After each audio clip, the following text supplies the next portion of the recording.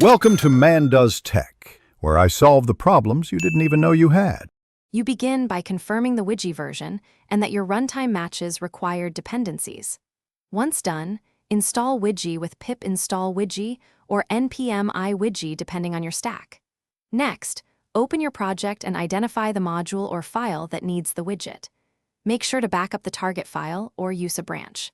After that, prepare a short import statement line and keep a console open to catch immediate errors. Now add the import line exactly for your environment. From Widgy import widget or const widget equals require Widgy. Once imported, instantiate the widget with the right constructor arguments. Pass a config object for behavior, styling, and callbacks. Then integrate it into your component tree or routing by placing the instance where the UI expects it.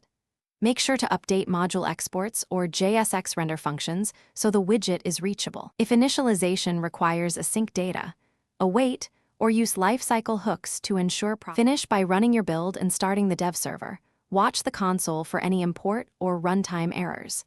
You should verify configuration and props by interacting with the widget and testing edge cases to confirm behavior.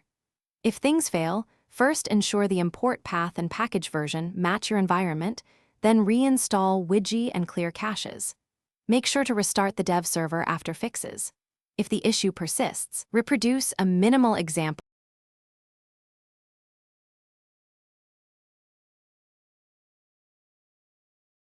Thanks for watching. If you found this helpful, don't forget to like and subscribe.